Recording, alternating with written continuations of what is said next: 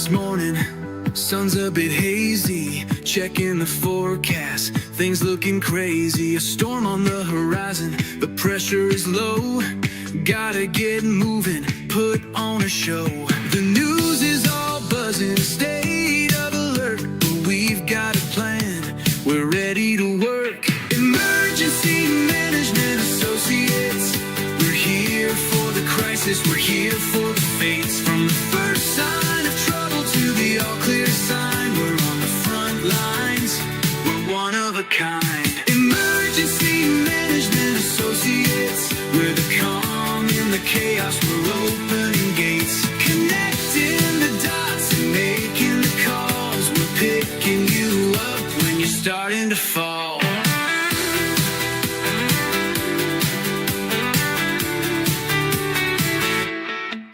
See a little fire or a rising flood, we're a well-oiled machine, we're running in the mud. From the city hall meetings to the rescue teams, turning worst case scenarios into hopeful dreams. We're training the people, stocking the gear, we're the team you can count on when trouble is near. Emergency Management Associates, we're here for the crisis, we're here for the fates. From the first sign of trouble to the all clear sign, we're on the front lines, we're one of a kind. Emergency Management Associates, we're the calm in the chaos, we're opening gates, connecting the dots and making the calls. We're picking you up when you're starting to fall. It's more than a job, it's a calling, you see. Prepared for the present and what's yet to be. Every second counts, we're ready to react for our communities. We're making an impact.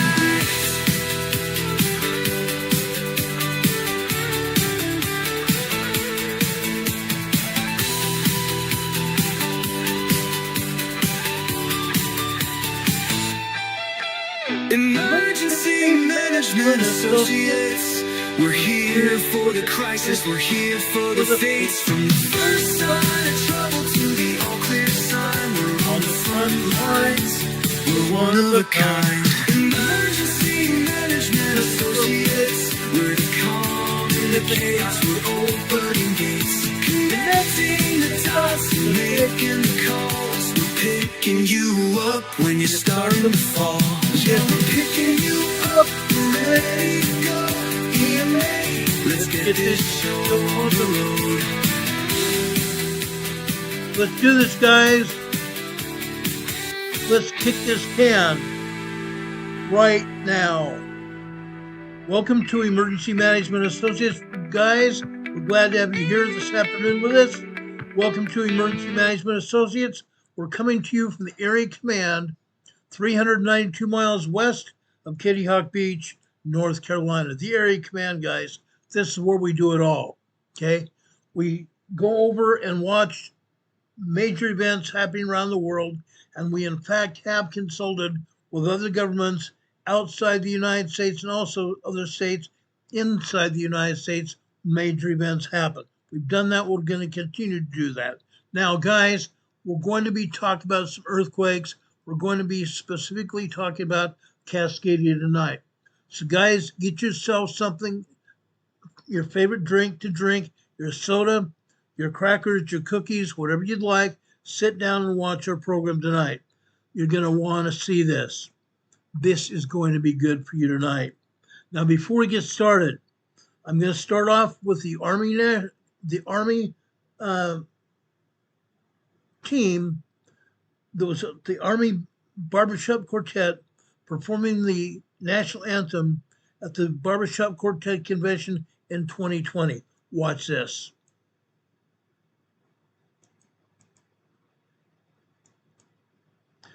Everyone, please rise.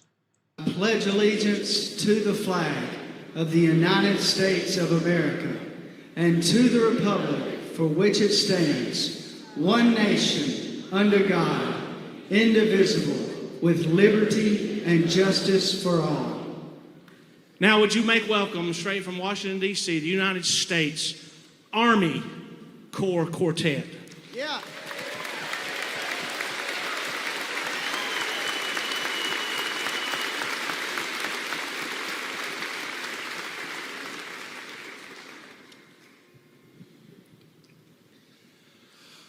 Oh, say can you see by the dawn's early light what so proudly we hailed at the twilight's last gleaming, whose broad stripes and bright stars through the perilous fight o'er the ramparts we watched were so gallantly streaming,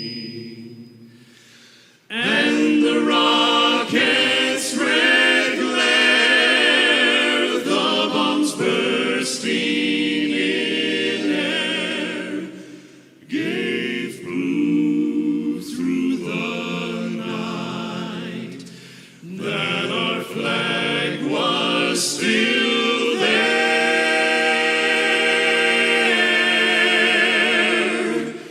Oh, say does that star-spangled banner yet wave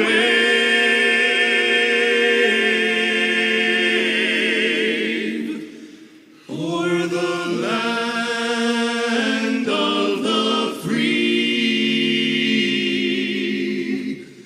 and the home of the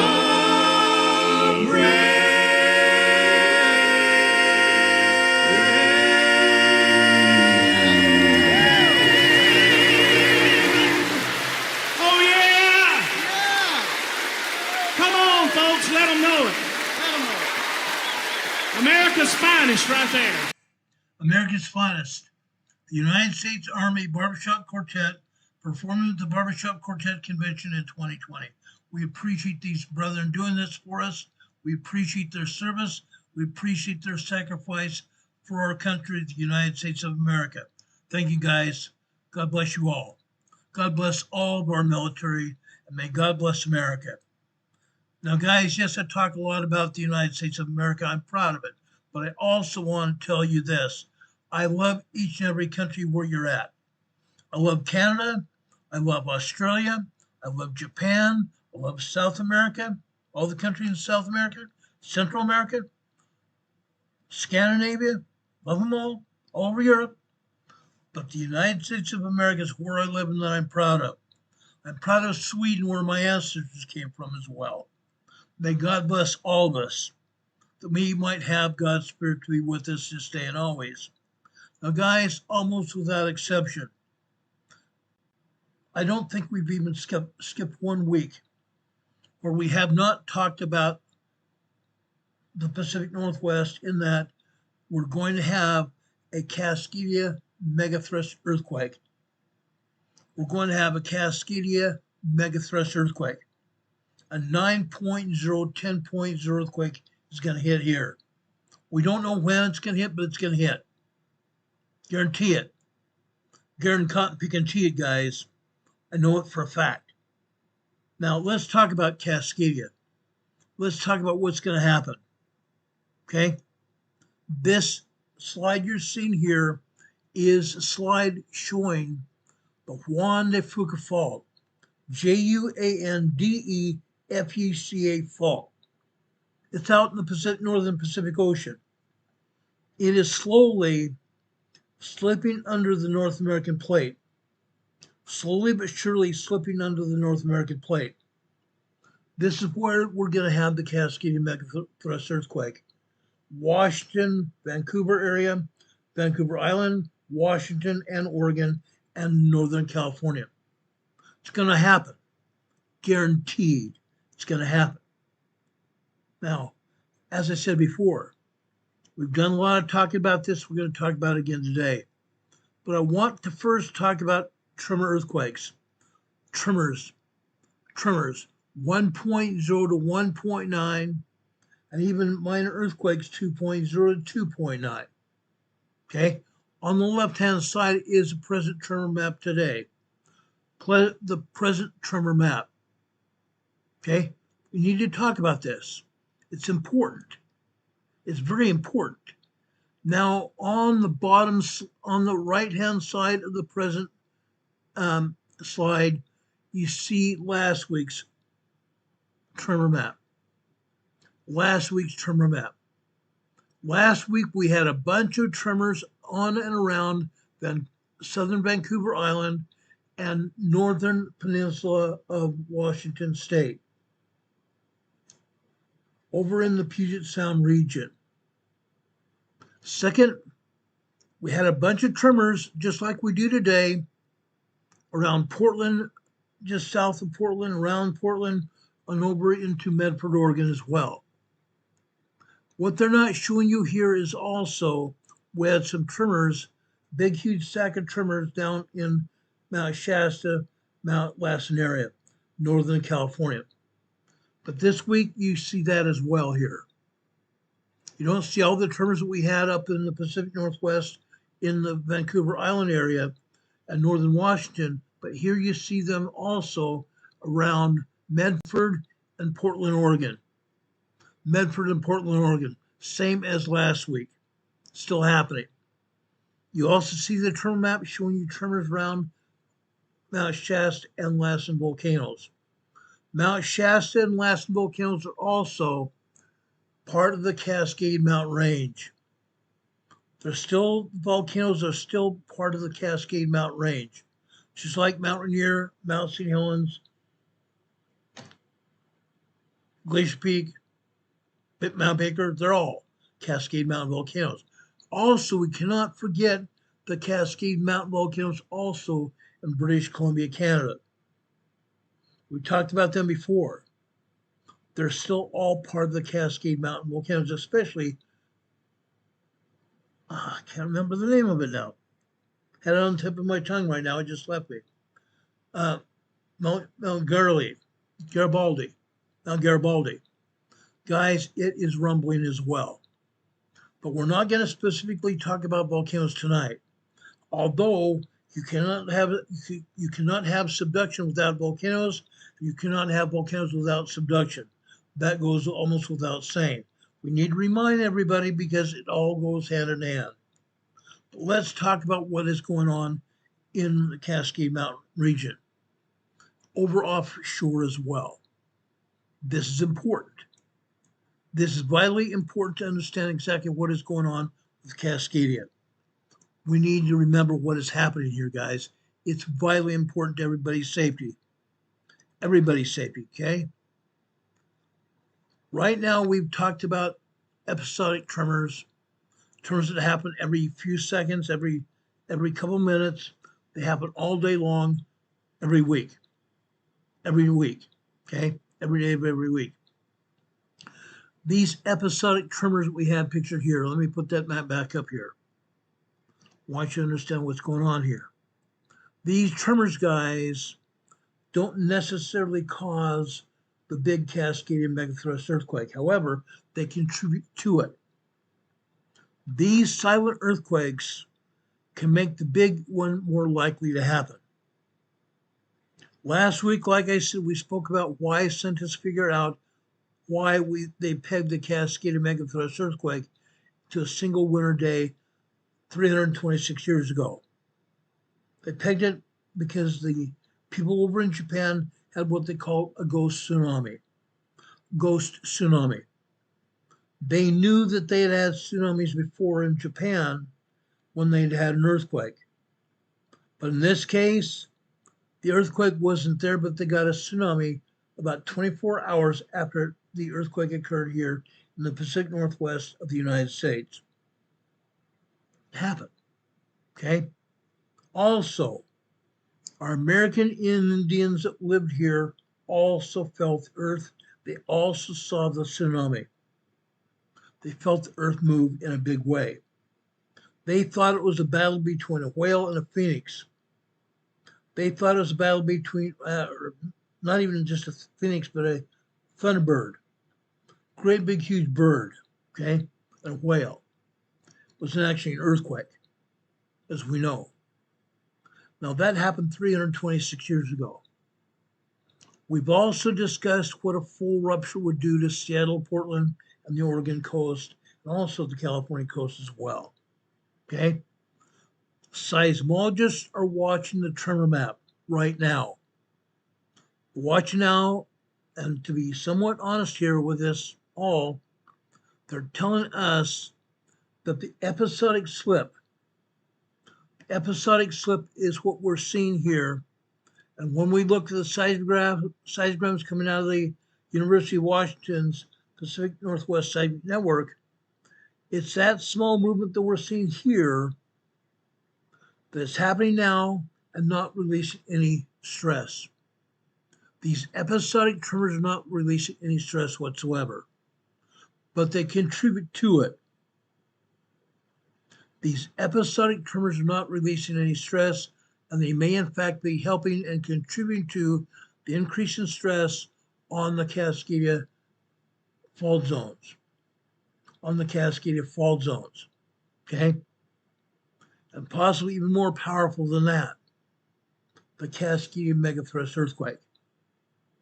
Off the coast of Washington and Oregon, we've discussed the idea that back about 4 years ago, University of Oregon got a big, huge grant from the federal government to purchase 55 seismographs to stick them off the coast of Oregon.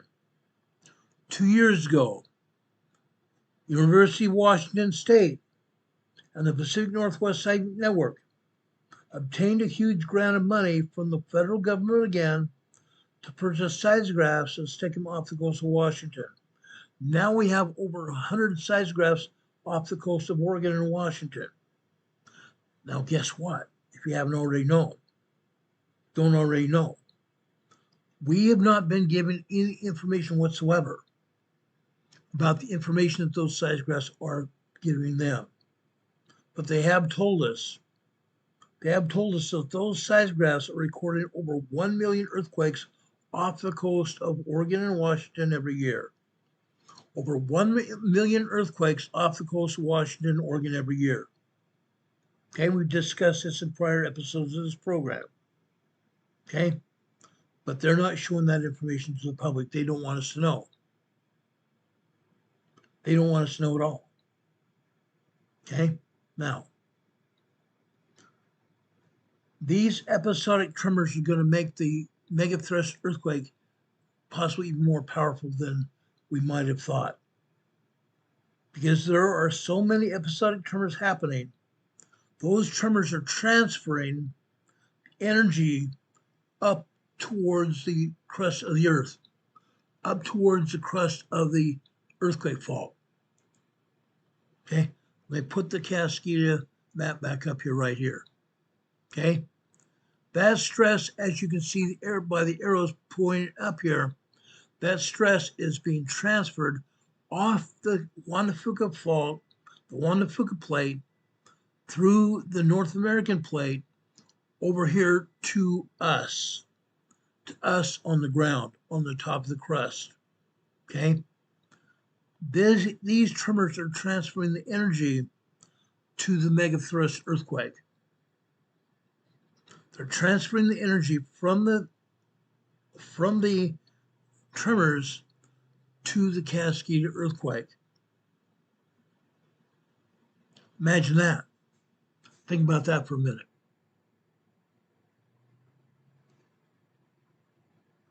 Think about that.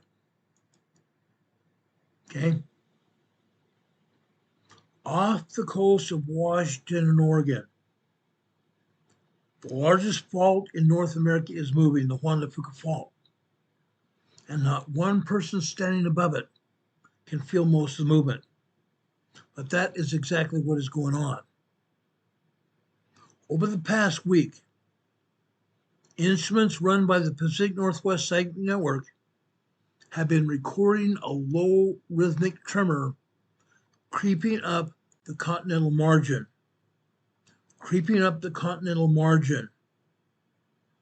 Okay? An episodic tremor slip event is happening. A silent earthquake that releases no energy without producing any shaking at all. these tiny tremors. These events happen every day.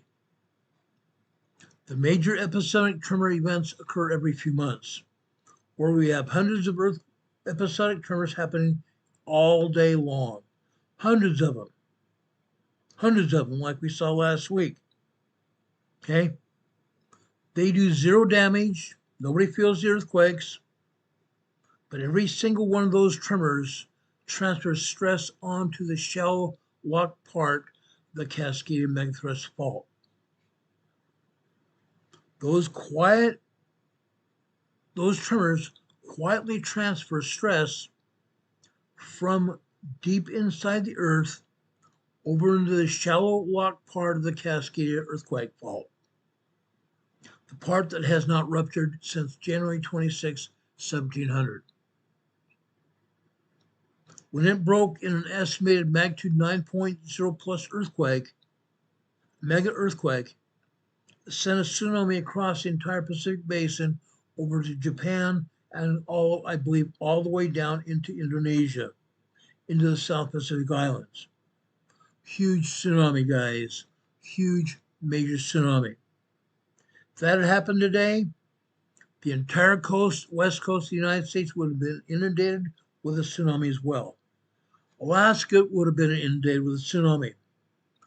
The Russia coast, the northeast coast of Russia would also have got hit. Japan would have gotten hit. Over in Korea, they would have gotten hit. China would have gotten hit. Indonesia, the South Pacific Islands as well. Everyone would have been hit with that tsunami. We'll get hit again. That tsunami is going to hit again. Okay? Now, our scientists are calling this routine. Our scientists are calling this routine.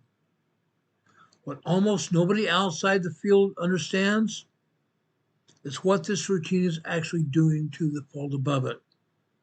What this routine is doing with the fault above it, transferring that stress. If you or anyone else that's watching this program here, if you live in the Washington, Oregon, Portland, Seattle, Vancouver Island area, tell us. Come in the chat and tell us that you live here. Tell us what you're feeling. Tell us when you're feeling earthquakes. We want to know about it. If you're feeling earthquakes down in Northern California, tell us about it. We want to know about it. Please let us know. We want to make sure that what we're talking about with everybody here on our program is what exactly those people are going to face in the near future. In the near future with a very real earthquake that's going to happen. This is your Cascadia fault. This is your Cascadia fault. Those of you that live on Vancouver Island, Vancouver, British Columbia, Washington, Oregon, and even Northern California, this is your fault. Not your fault, it means that you caused it, but this is your earthquake fault. Okay? This is the fault that we're talking about here. As many of you already know, I want to generally see who's watching our program from inside the map.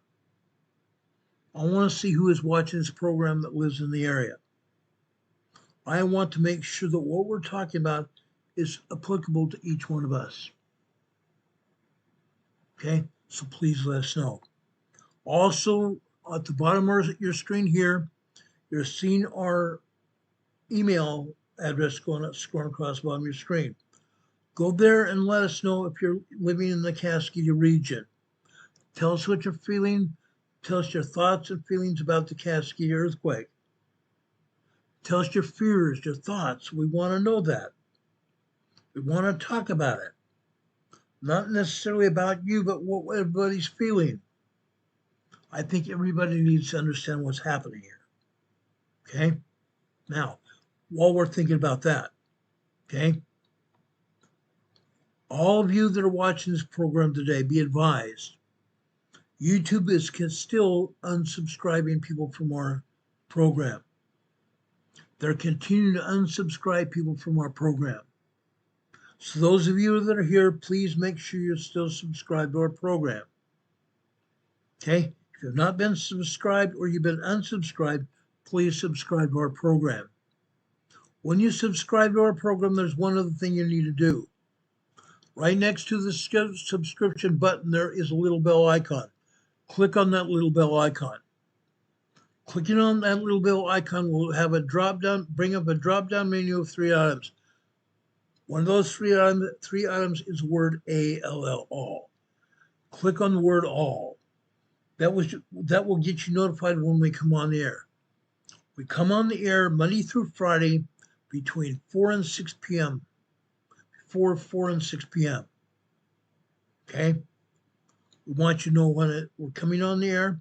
We want you to be here with us. It's important. It's important.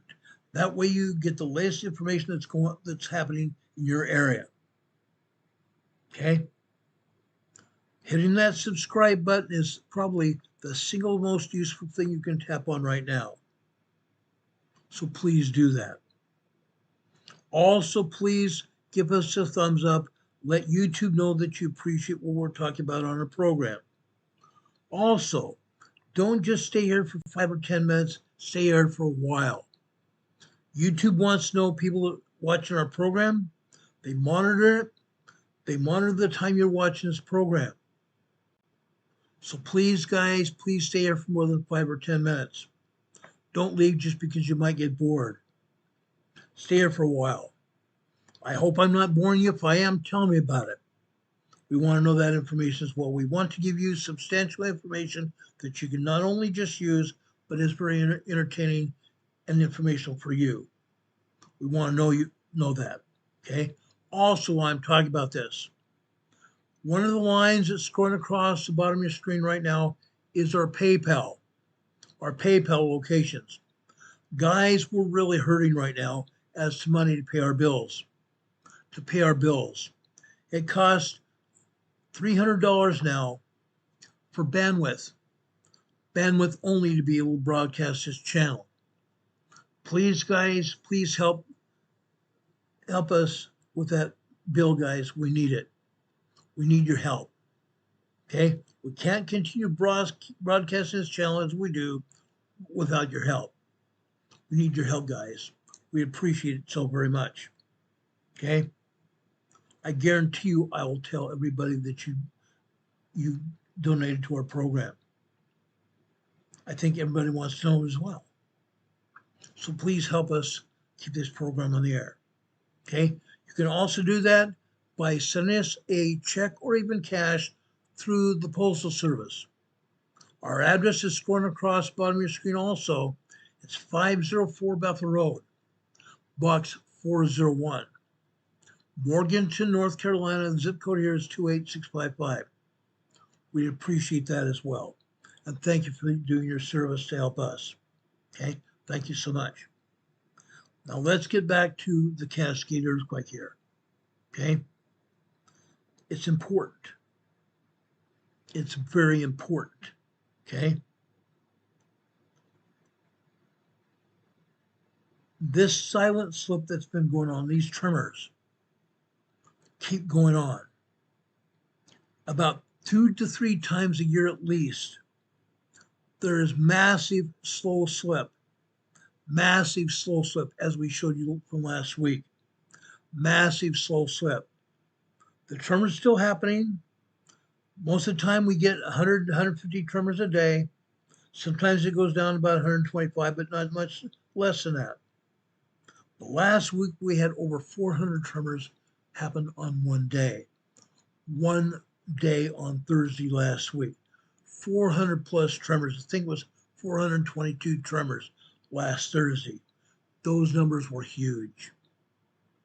Now, guys, again, these tremors not releasing energy at all, but they're setting stress up to the top of the fault. They're sending stress to the top of the fault, guys, which is making the Cascadia subduction zone even more dangerous. making it more dangerous.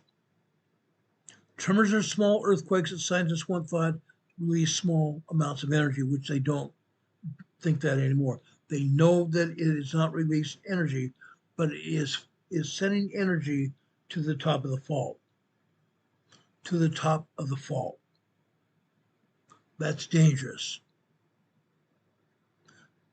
They once thought that these tremors were keeping these big earthquakes at bay, which they're not doing. Okay? They know now that that's not the case. The tremors are only indicators of much larger storm brewing down beneath the plates.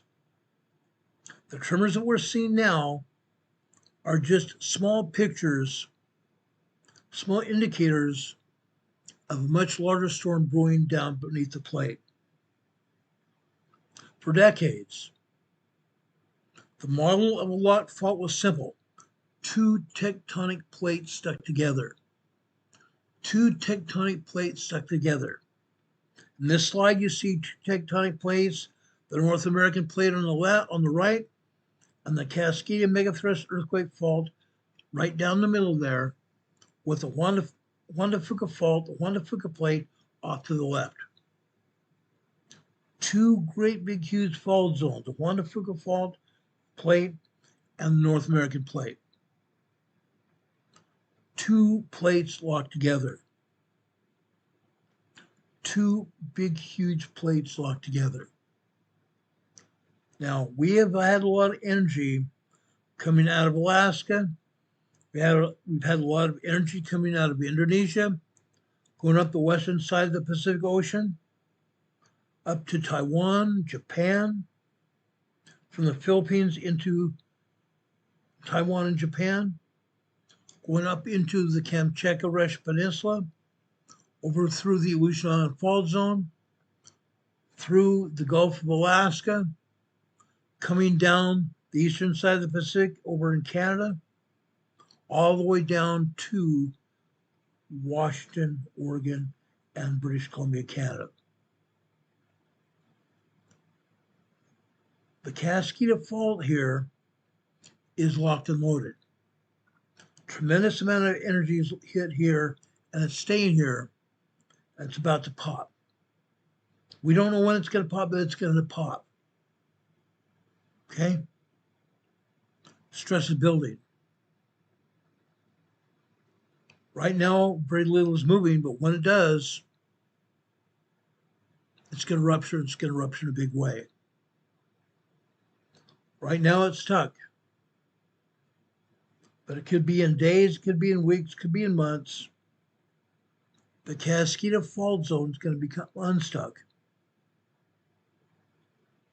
Then you're going to see the full picture of what's happening here. In the early 2000s, researchers watching GPS stations across the entire Pacific Northwest, they noticed something that made no sense. Every so often, researchers watching the GPS stations across the entire Pacific Northwest, and those instruments showed that the coastline briefly moved in the wrong way. That the coastline briefly moved in the wrong way. Then it reversed directions for a couple weeks and snapped back. It goes back and forth. They did not realize that until the beginning of this century here, 2000s. Okay? There was no big earthquake, no huge shaking. No huge shaking. In 2000, we had a 6.4 earthquake off the northern coast of California, between the Cascadia subduction zone and the coast of California. A 6.4 earthquake. We've had numerous 5.0s, 5.6s up and down the coast along the Cascadia subduction zone, the Blanco fracture zone to the west,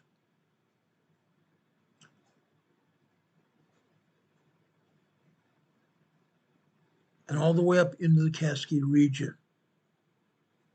In December 2019, December 24th, 2019, we saw 4 We saw 4 7.0 earthquakes happen on Christmas Eve 2019. One of my former colleagues and I were praying like we've never prayed before. Please, Heavenly Father, please do not have the Cascadia earthquake happen that night. Those 4 7.0 earthquakes could have caused the Cascadia earthquake to happen. Those 4 7.0 major earthquakes could have led to the Cascadia earthquake happening. The 9.0, 10.0 earthquake to happen. Fortunately, that did not happen on Christmas Eve. Okay, but it could have. Now, while we're talking about the scientists watching the GPS sensors, at the same moment, the sensitive seismographs were picking up faint hours-long tremor signals. Faint hours-long tremor signals. They name those signals episodic tremors, episodic slow slip tremors. And this literally rewrote the entire textbook when it comes to faults and tremors and earthquakes. Completely rewrote the textbook. The Cascadia earthquake fault is not simply stuck. The Cascadia MegaThrust earthquake fault that we see on the map is not essentially stuck at all. Not stuck at all. Now guys, let me briefly go down and bring up the USGS map here. I'm going to bring it up because I want to show you what the Cascadia fault line looks like in the Pacific Northwest.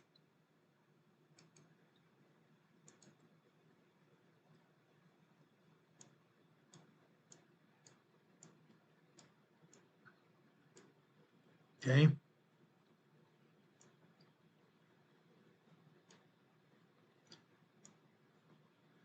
This is what it looks like. I'm going to take down our EMA banner here so you can better see it here.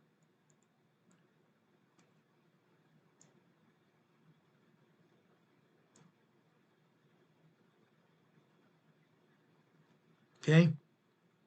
Running from Vancouver Island all the way down to Northern California there. The Cascadia subduction zone. The zigzag line going out to the west of that is called the Juan de Fuca Fault. Juandefuca, Juan de Fuca Fault. Okay? Between the Juan de Fuca Fault and the Cascadia subduction zone is where we're going to see the 9.0, 10.0 earthquake happen. Okay? Part of this area is creeping. Part of this area is creeping. Slow slip tremors. Slipping in slow motion for weeks and even months. Not releasing much energy at all, but it is sending energy up to the top of the fault where the major earthquake is going to happen. But the slow slip is not even cracking anything at all. But it is releasing energy to the top of the plate where the earthquake is going to happen. Now here's the part that matters in a big way. That slow motion slip isn't happening on the dangerous part of the fault. This slow slip is not happening on the dangerous part of the fault. It's happening deeper and further inland in a transition zone, below the section that will actually break in the Great Quake. Below the section that's going to actually break during the Great Quake here. Right there.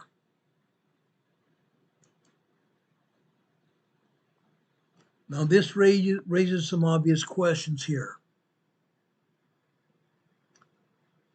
It raises quite a few obvious questions here.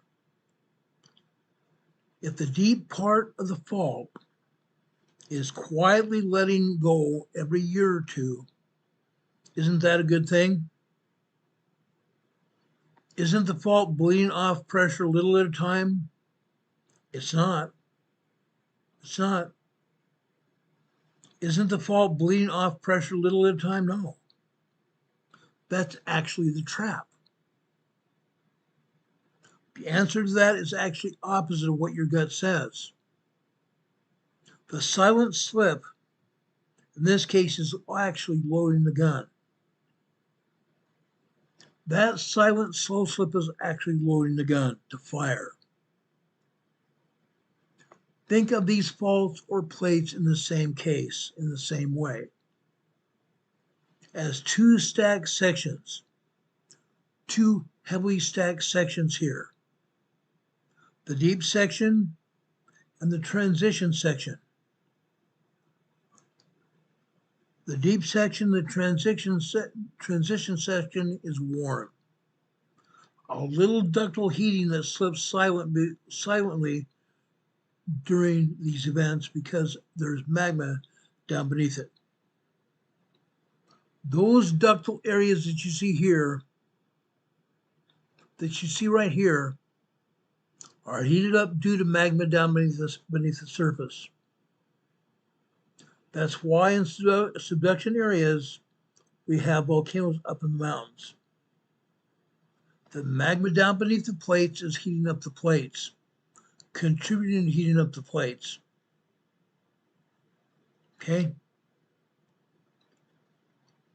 This is part of the reason that this energy slips so silently during these events. Above it, closer to the coast, closer to the surface, sits the locked zone. The locked zone. Cold, jammed, welded shut by friction. Welded shut by friction.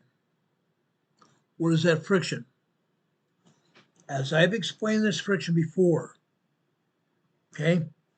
What holds these plates and faults in place? What holds these plates and faults in place is dirt, grime, sand, rock, and biological material.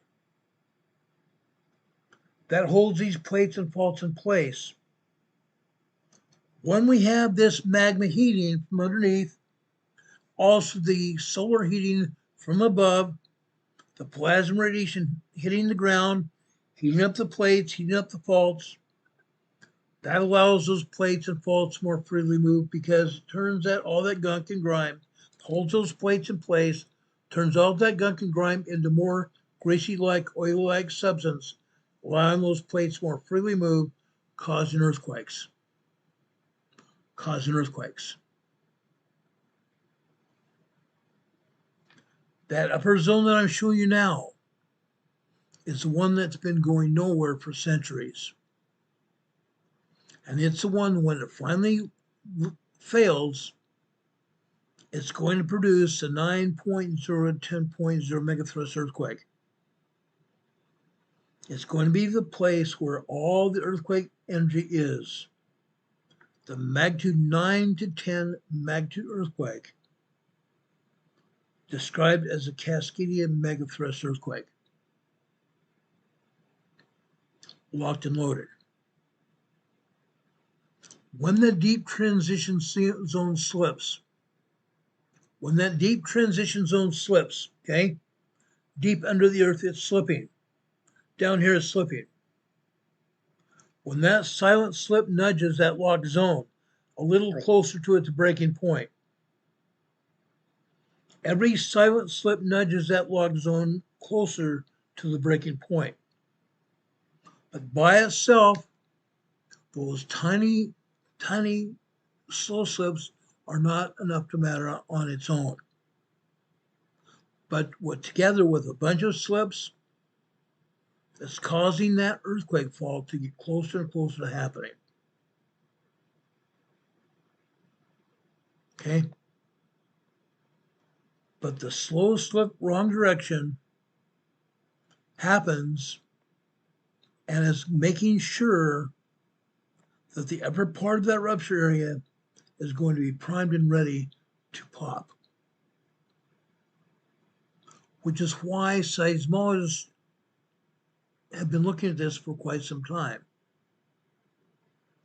Why seismologists will tell you something that sounds almost crazy.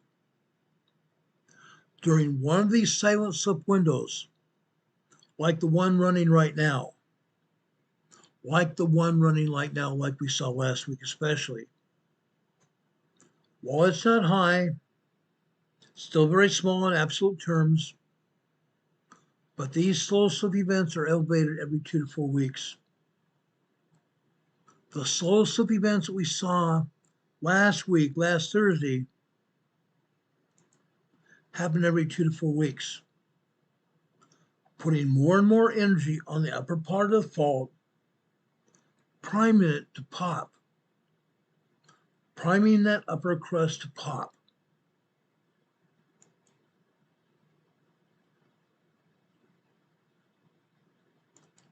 That's what's happening.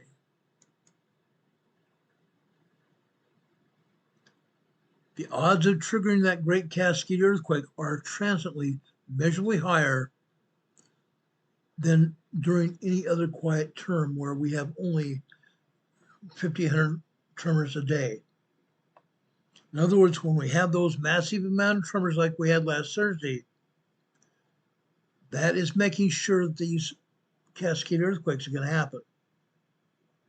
When that happens, it's transferring all that energy closer to the rupture point, closer to the Cascadia rupture point. Okay? Now, while these tremors march up the coast from south to north, the fault is being leaned on. The Cascadia fault is being leaned on. And the people whose job it is to study to protect us have calculated that the locked zone offshore has now absorbed more than 3 centuries of accumulated stress. That blocked zone area offshore has now accumulated over 326 years of stress. Locked and loaded. 3 centuries of stress, locked and loaded. And with each of these quiet seismic events happening, these slow slip events happening, those slow slips are adding to the pile instead of relieving it. 3 centuries of slow slip events, which brings us to the last time this fault let go, 326 years ago. For most of the modern century, most of modern history, nobody even knew that the Cascadia even existed. Nobody thought about the Cascadia, nor did anyone ever thought that the place would produce a great earthquake. There was no written record of it at all. The fault looked deceptively dangerous, though. Deceptively dangerous and quiet. For a long time, geologists assumed it might simply be sliding harmlessly. That is what we've been told for decades. Nothing's going to happen. Then, after 2000, the evidence starts coming in from 3 completely different directions. And it all pointed at the same place. It all pointed at the same place, the same night. The first clue was the ground itself. Ghost forest, guys. Ghost forest.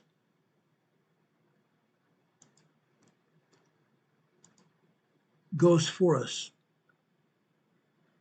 When the Cascadia earthquake hit 326 years ago, the North American fault fell down about 50 feet. The North American fault fell down about 50 feet.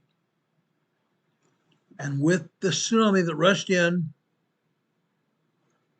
that earth that those trees were in were covered by seawater. That salty seawater inundated those roots and killed off those trees. That's why they're called black forest trees now. The trees' trunks are black, devoid of any leaves. Devoid of any leaves. Black ghost forests. Okay? Stands of dead cedar trees along the northwest coast killed all at once when the land suddenly dropped and saltwater drowned the roots. Tree ring dating put the death at the winter of 1699 to 1700. Tree ring dating from those trees put their death in the winter of 1699 to 1700.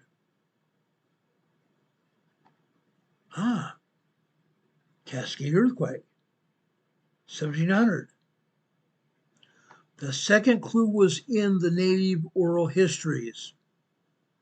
The native oral histories. The Native Americans here on this continent, and also the Japanese people. Okay? Oral histories up and down the coast. Accounts of when the ground shook and the sea drew back and a wave swept whole villages away. The third clue closed the case. The third clue closed the case with almost unbelievable precision.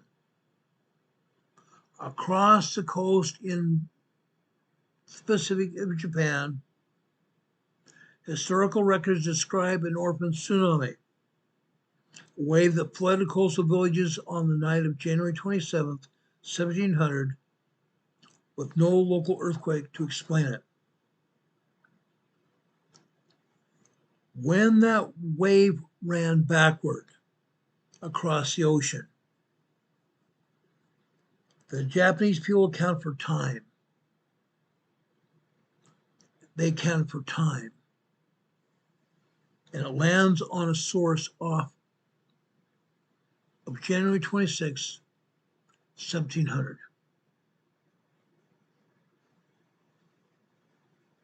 In January 26, 1700, in the Pacific Northwest. An earthquake with a magnitude roughly of 9.0 plus happened. That's how we know the exact date that the earthquake hit. We know the exact date of the earthquake that happened long before the Europeans set foot in the region. A tsunami, a drowned forest,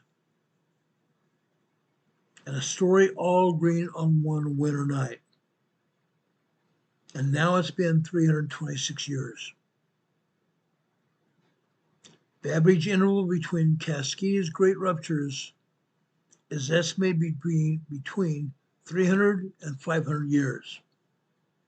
Between 300 and 500 years. With the southern stretch of the fault breaking more often than that. Which means we are not early in the estimation of the Cascade earthquake. We are not early in the estimation of the Cascade earthquake happening. We are inside the window. We are smack dab inside the window, guys. Smack dab inside the window. I don't know who gave us that $100 super chat, but I want to thank you for doing that. Thank you for giving us that $100 super chat. I just gave you an EMA sticker in your super chat. I'm also giving you a thumbs up for that as well. Thank you for that super chat. We appreciate it. You're also telling us what is going, we're telling you what was going down here all over the world and today in the Pacific Northwest. And I appreciate you doing that. You're very welcome. Thank you for helping us. But we are inside that window when the Cascadia MegaThrust earthquake is going to happen.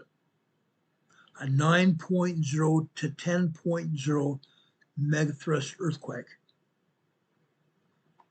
The largest earthquake this people have ever seen. Okay? What does all this mean? The scenarios, guys, are not settled at all. When the lock zone finally fails, it won't be a single point of rupture. It could be hundreds of miles of fault zone letting go. From Cape Mendocino, Northern California, to Vancouver Island. Hundreds of miles of fault zone letting go all at once, or a partial fault going, and then the echoing of the earthquake magnitude up down the entire coast. Either way, it's going to be devastating. If it's only a partial rupture of the plate up in the Cascadia region, and the echoing of the fault all up and down the entire coastline, look out. Either way, this is going to be very dangerous. Kenzo, thank you very much for that $10 super chat. It's greatly appreciated. God bless you, Kenzo. I love you, brother. Love you a lot. Kenzo, would you like to be a moderator on this program? Let me know in the chat. I'd like to talk to you. I'd like to talk to you. But all of us in the Pacific Northwest, I'm not there, but there are many of us that are there right now. You're there.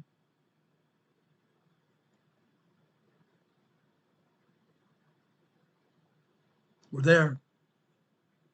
When the lock zone finally fails, it's not going to be a single point rupture. It could be hundreds of miles of fault letting go at the same time. From Northern California all the way up to Vancouver Island.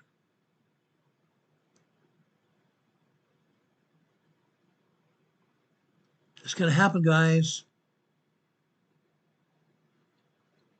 I guarantee you it's going to happen. Kenzo, I'm going to make you a moderator right now. Thank you for your help on that.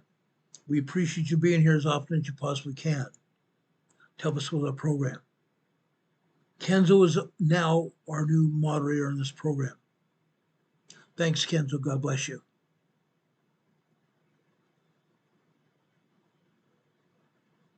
Thanks, Kenzo. You're a champ. Now, guys, this is going to happen. This rupture of the Cascadia Fault is going to happen. I promise you. We've seen the telltale signs of it happening. The shaking and the full plate rupture could last anywhere from 3 to 5 minutes. Not the 10 to 15 minutes most Americans picture that. The full margin rupture up and down the entire fault zone from Vancouver to Northern California could last 3 to 5 minutes. 3 to 5 minutes of ground motion. 3 to 5 minutes of ground motion, guys. Long enough to bring down unreinforced buildings, bridges, and overpasses across the entire region.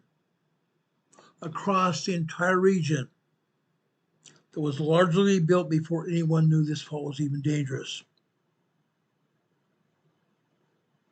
The entire region, guys.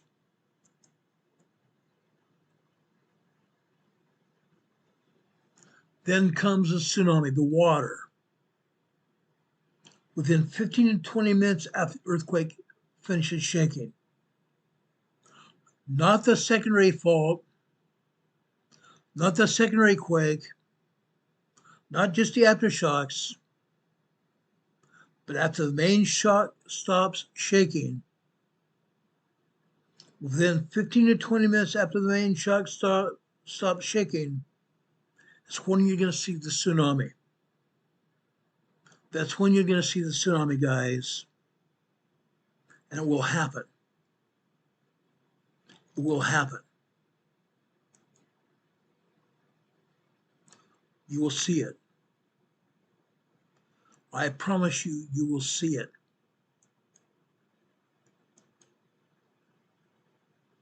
And people will be devastated.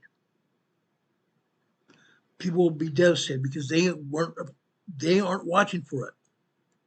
Many of them haven't even seen this program. That's the other reason, talk to everybody about this program. Let them know we are talking about this. Let them know what we're talking about. They're not even thinking a tsunami is going to come, but it is. It's going to devastate the region, guys. Anywhere from 75-foot high wall of water up to 150-foot wall of water is going to come ashore. The same land drop that drowned those cedar forests would displace the ocean coastal communities could have as little as 15-20 minutes before the first tsunami water arrives. Multiple waves of water.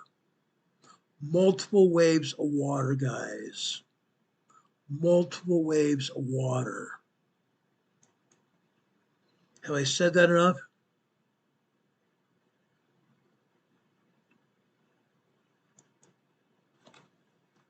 Have I said that enough, guys?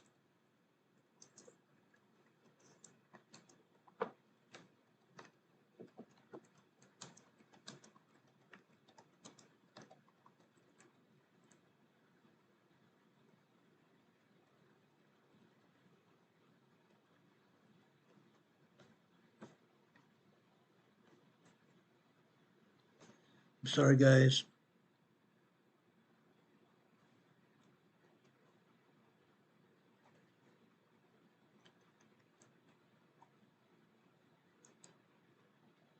Okay, for the next 30 minutes, those of you that give us at least $5, if you guys give us $5, we raise up to we raise anywhere from $25 to $50 in the next 30 minutes.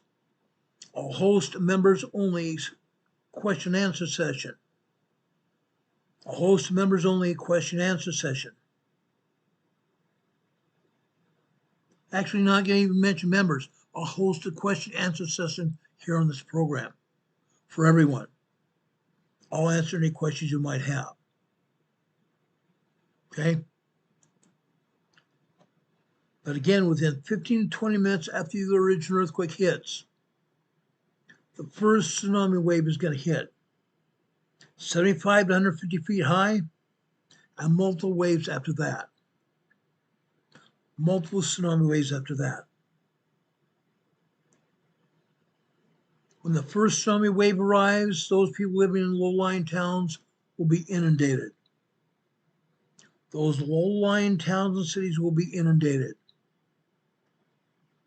Washington, Oregon, I believe also Vancouver Island, Vancouver, British Columbia, and your Canadian agencies and FEMA have been planning for scenarios for full plate rupture for a long time. We've been planning a scenario for a full plate rupture for many years, on the order of 10,000 or more people being unalived and tens of thousands of people being injured, and 1 million or more people being displaced. Similar to what we're seeing in Venezuela. One federal official we spoke to described the zone primarily west of Interstate 5. They described that zone being west of Interstate 5 back in 2014 when I was last in Spokane, Washington for our first drill. Since then, we've had Cascadia Rising drill just a few years ago. 2 Cascadia drills already within the last, I want to say, 12 years. Last 12 years. Hurricane Heather, thanks for your $5 donation. I'm giving you a super chat, EMA sticker, and a thumbs up for that. Sleeping Well Kim the same way. I'm going to give you an EMA sticker and your thumbs up on your super chat. Thank you for that $5 super chat. God bless you guys. Those 2 women are moderators on this channel. 2 women that I deeply love. They've been organizing their time, helping us on our program for years now. I love them very much. I love them very much. Now, like I said, essentially everything that I-5 corridor from Oregon going north into Washington going up into Canada, everything between Interstate 5 and the coastline will be inundated. Okay? The slow slip event is happening right now, but it is not causing the earthquake to happen, but it is contributing to the earthquake happening. Not causing, but contributing to the earthquake happening. Okay? Now, this Cascadia earthquake probably won't happen this week. Probably not this year, but it could happen. And it could happen at any point in time. That's why I keep harping on this. This is exactly why I keep harping on this. Week after week, I keep harping on this. We're talking about thousands upon tens of thousands of people being unalived. And tens of thousands of people getting killed. Kenzo, thank you for that $5 super chat. He says, thank you, Ron, for your dedication and amazing work here weekdays and Sundays. Thank you so much, Kenzo. God bless you, brother. Appreciate you. But everything in that corridor from Interstate 5 highway all the way to the coastline is going to be inundated. It's going to be toast, as they say. It's going to be toast. This event is not a slow slip. It was a MegaThrust earthquake. A MegaThrust earthquake. Now, I'm going to show you that slow slip map again. The slow slip map is current to today. Linda, thank you for that $5 super chat as well. Actually, $20 super chat. Thank you so much, Linda, for that. God bless you, brother, sister. Appreciate and love you. Appreciate and love you. I just gave you an EMA sticker and I gave you a thumbs up as well. And yes, we'll keep up the good work. It's God's work. I agree. It's God's work. But guys, this slow slip is ongoing. It's ongoing. It is contributing to the earthquake that's going to happen.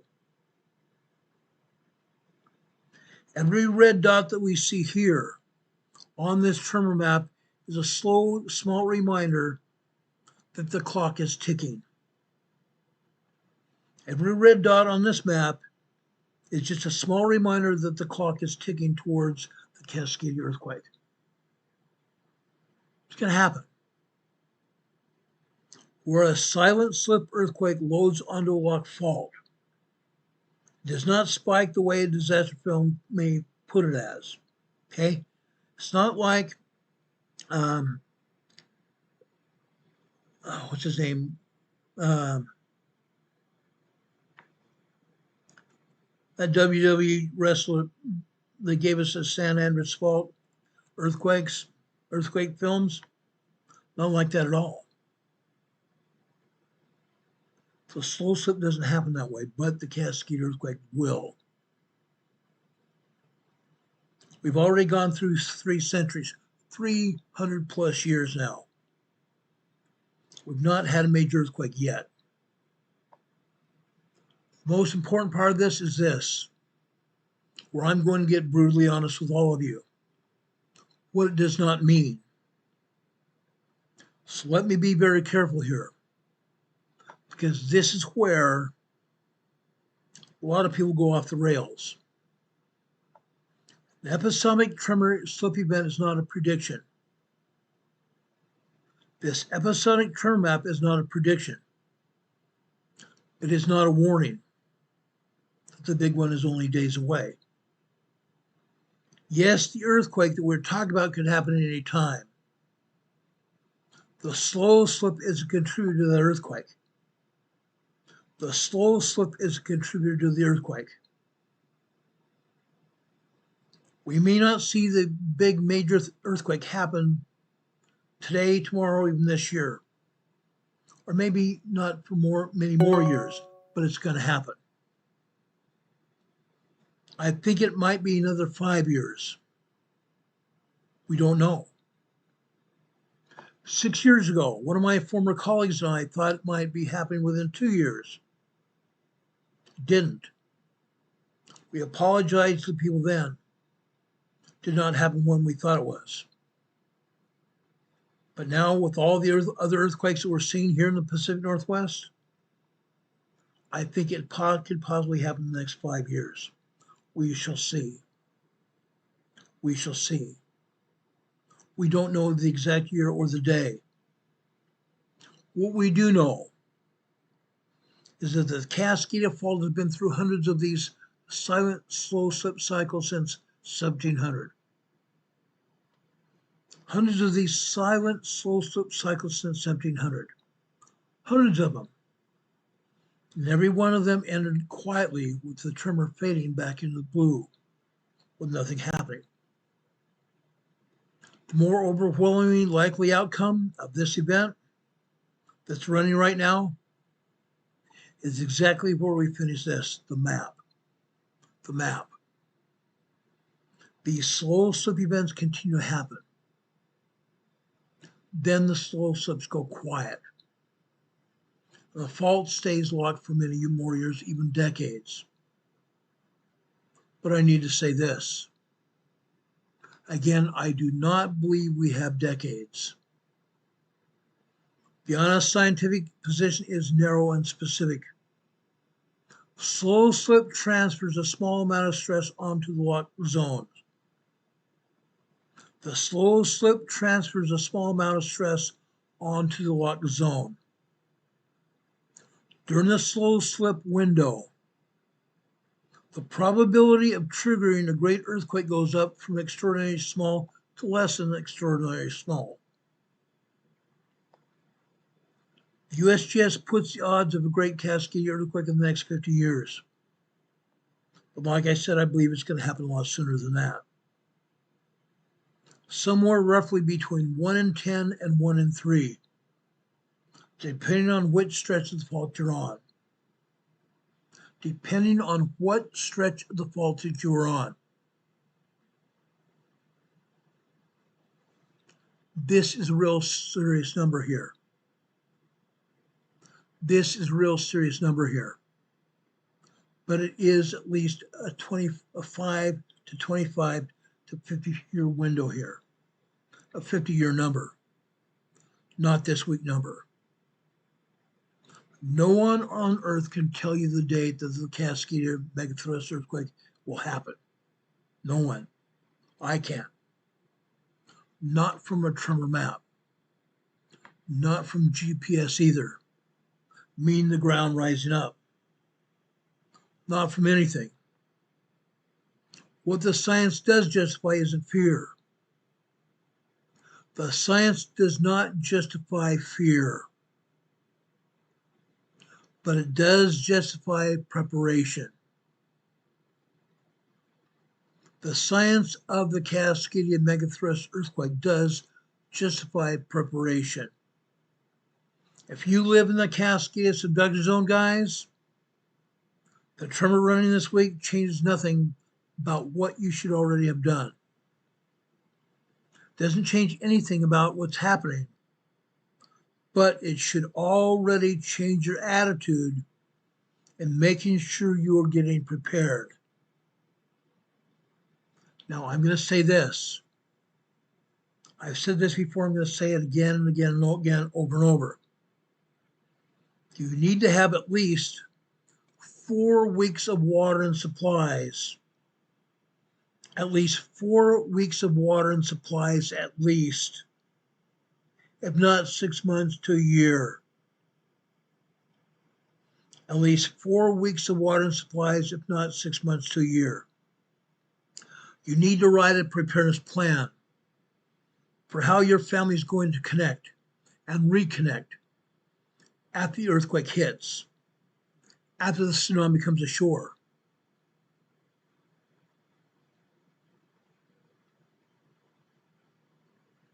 how you and each member of your family or your company, your employees, are going to connect and reconnect and get you through this earthquake and come out the other side.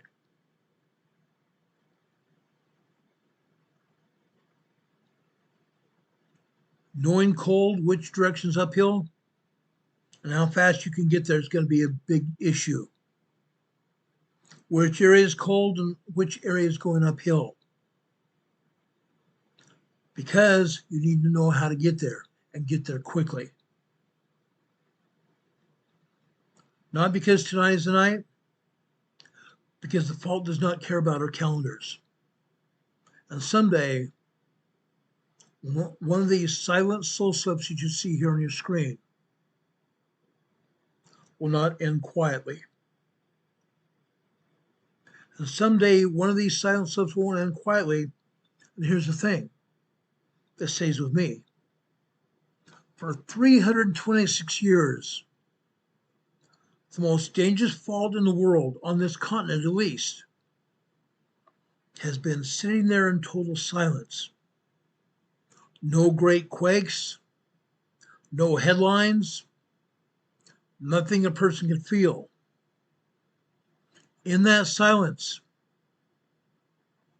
a few times every decade, it's been slipping away quietly, patiently, handling a little more load upward each time to the part that's just waiting to pop.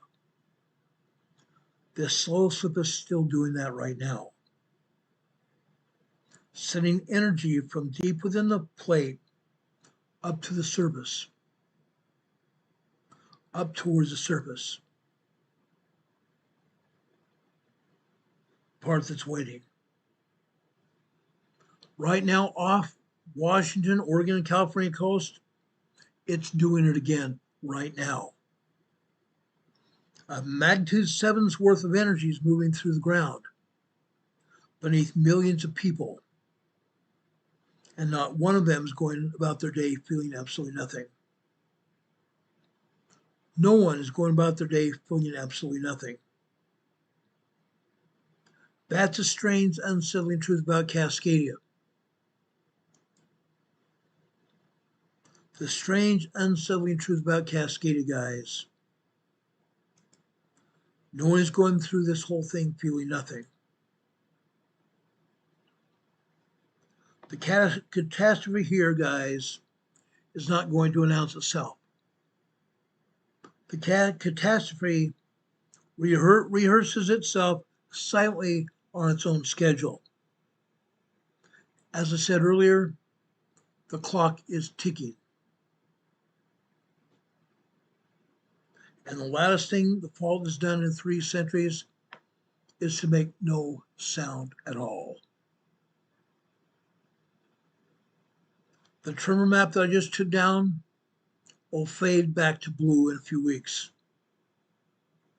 Earthquakes on and offshore not being talked about. This in and of itself should give us real thought to think about. The agencies aren't telling us what's going on. The red dots that I showed you on that tremor map are still creeping up the coast. The planet itself keeps its own clock. And you and I get to watch the secondhand move. We get to watch that secondhand move. Look out, guys. Our day is coming. And we may not like that day. We may not like that day at all. Not now. Not ever. Get ready, guys. It's going to happen. It is going to happen. What are you guys going to do about it? My question is, what are you guys going to do about it? Okay? Now, we're approaching the end of our program today. I appreciate everybody that's been here with us through our entire program. I appreciate you guys getting the information, and I hope you also took notes. These notes may get you a lot further because you guys are the ones having to write a preparedness plan for what's going to happen. Your family, your managers, the owner of your business are the ones that are writing the emergency preparedness plan for your company and your family. No one else is going to help you but yourselves.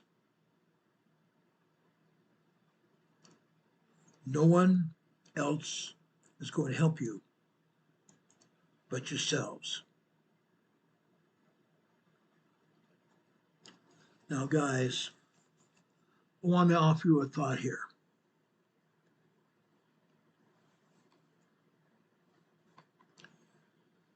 As I told you before, every day I pray. Many times a day I pray. I ask that the Lord's Spirit would be with me. Before I came on this program, I asked today for the Lord's Spirit to bless me so that I might be able to reach you, to give you a message that would stick with you. Every day I wake up, get down on my knees and pray, telling God, I'm feeling weary and burdened. I'm asking Him for rest and to refresh me in His presence, to refresh me with peace in His presence. I'm thankful to God for the peace that He gives me. I'm thankful for Him that He gives me the peace and understanding that transcends all time. Transcends all time. And that peace, that plentiful peace He gives me, each one of you can also get. I ask Him, I ask God to hide my doubts, my shortcomings, my frailties in a secret place of His presence, even as I carry about my duties in this world. God is unlimited. God is unlimited by time and space. As that poem, Footprints in the Sand, says, He walks beside us. He walks beside us.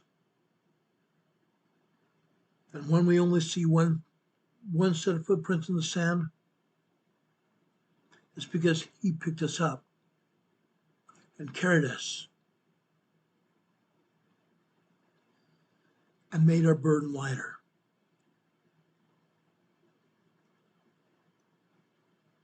Our Heavenly Father is a constant companion of mine. I long for His lightness to guide me.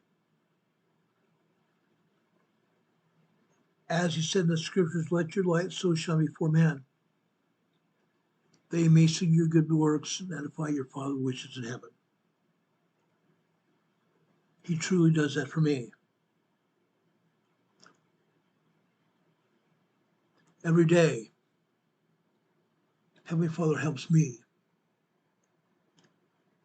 not be weighed down by problems and unresolved issues in my life.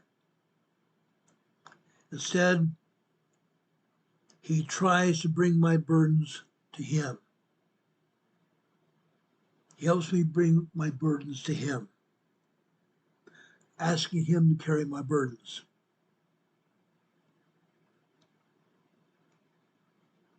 In his name,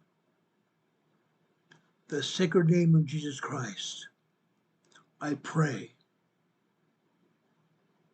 that when I have trials and distress in this world, please don't let me drag my feet. Don't let those trials drag me down, but lift me up. Jesus Christ conquered the world, and the world deprived it of power. The world itself deprived itself of power. Yes, the world took Christ's life, but he laid down his life for each one of us himself. He could have gotten out of it, but he chose to do his Father's will.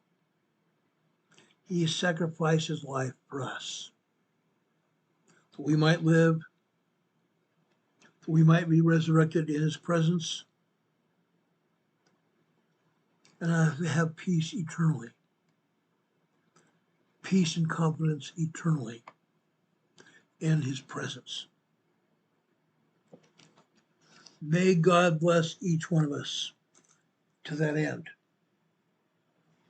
May he bless each one of us to that end, have peace and confidence in ourselves and throughout eternity. May God bless you. May God bless you everything you need, that you might have everything you need in this world to survive and to get through it. I love you all. I love our EMA family, each and every one of you. You guys are awesome. We'll be back here tomorrow night with another episode of this program. We're going to talk about what is going on around the world with earthquakes and other things that may plague us, or we also will talk about emergency preparedness as well.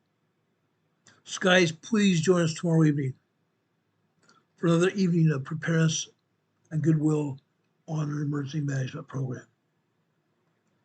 May God be with you this day and always. May God bless you. Give that insight that you need to get wherever you're going to go. May God be with you until we meet again. If anything else happens tonight or tomorrow morning, we'll be back on the air to tell you about it as soon as the information becomes available. Until then, God be with you until we meet again. We'll see you on the other side. Take care, everyone. God bless. See you soon. Good night.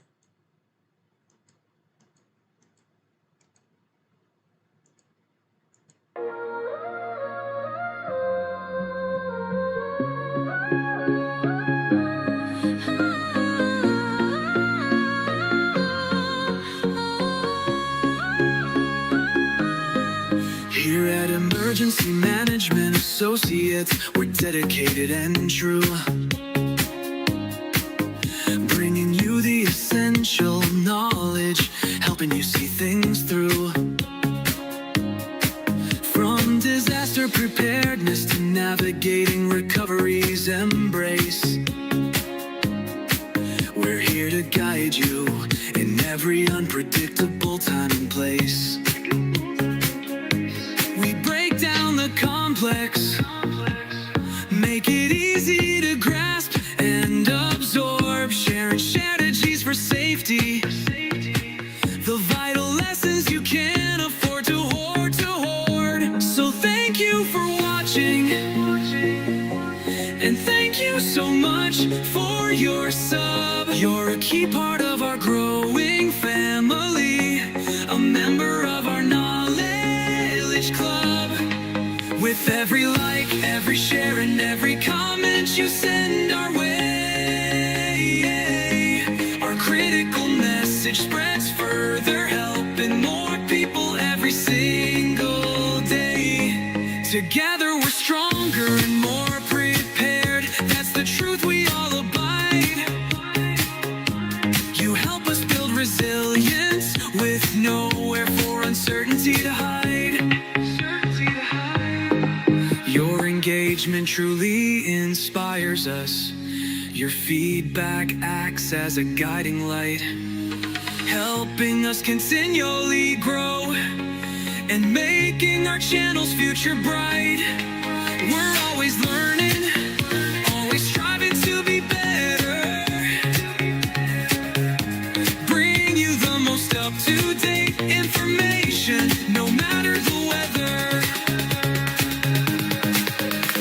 Emergency Management Associates is here for you now and forever, it's true. Keep watching, keep learning, because we truly appreciate all that you do. Thank you.